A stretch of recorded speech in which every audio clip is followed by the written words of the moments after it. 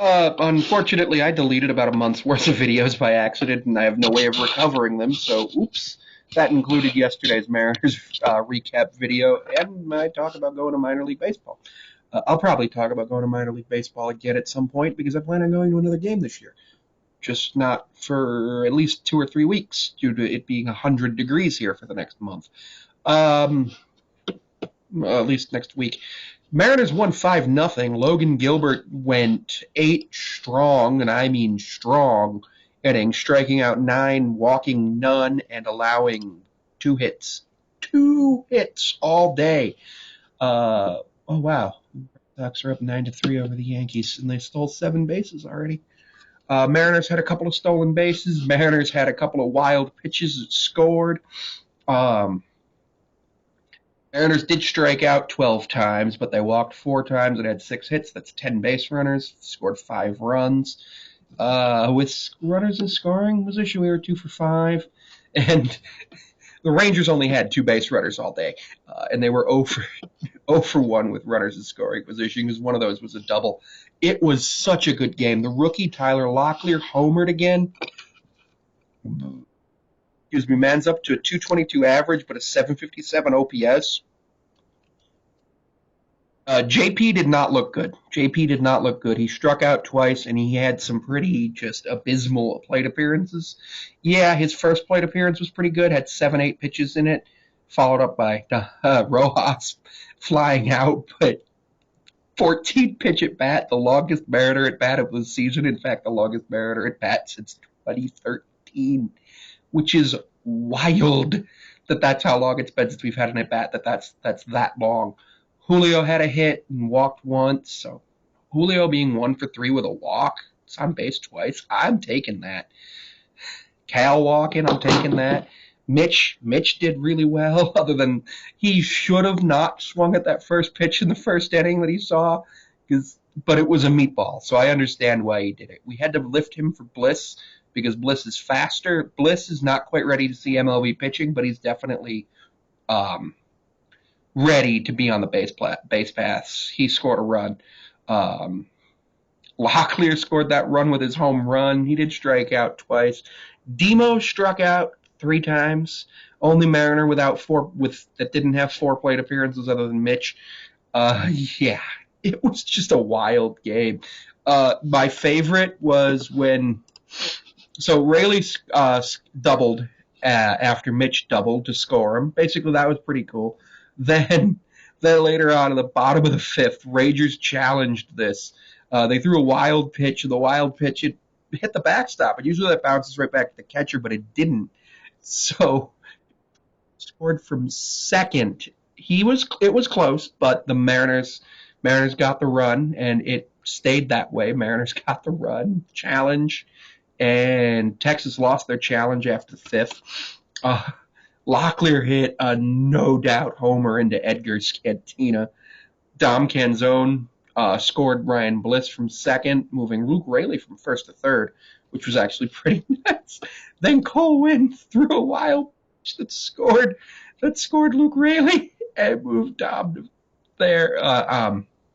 Voth came in. He did not get credited with a save because we had a 5-0 lead. You need to be a 3-0 lead coming into the ninth to get the save.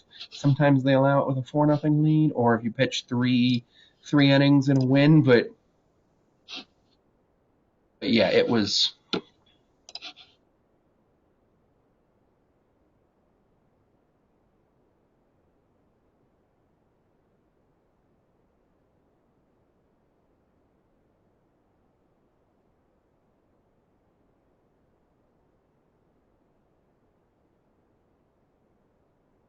Yeah, it's just one of those wild games. I absolutely love watching these games. A lot of people don't like Mariners' patented chaos ball, but I am a fan of chaos ball. We, along with Houston, are now the only 2 teams in the AL West that have a positive run differential.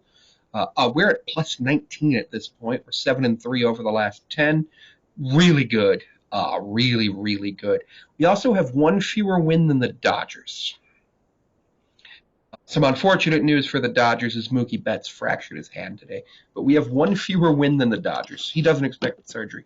One thing that I really liked was how we may have struck out, but we were taking pitches off this guy. We were getting a lot of pitches off their starter, which was Dunning. He only went 4 2/3, which the Rangers haven't had a starter go more than 4 2/3 in like a week. So that taxed their bullpen. Leclerc gave up the home run. That was wild. Wynn gave up the 2 runs on one hit, one walk and a strikeout, which was hilarious. But ours, 2 hits, 9 strikeouts, looks so much better than theirs. 6 hits, 5 runs, 5 earned runs, 4 walks, 12 strikeouts. Yeah, and 1 home run. We didn't give up a home run. We did have one that went pretty decently far. I think it was Jankowski. It was pretty late. We had one that almost went out of the field, but Luke Raley caught it, and it was just awesome. It was awesome. I absolutely love seeing the defense. Everybody's doing well. The offense is seeing a lot of plate appearances. I don't know if there's a way to see the plate appearances or pitches per plate appearance for the whole team, but like Julio's seeing like almost 4 pitches per plate appearance. I know that, and we are doing really, really well. We are doing really well. It's 43-31. That's 12 games over 500, and 8.5 game lead over. Well, actually, Minnesota's up 8-7 over Oakland in the second game. Standings, because Houston had a chance to jump.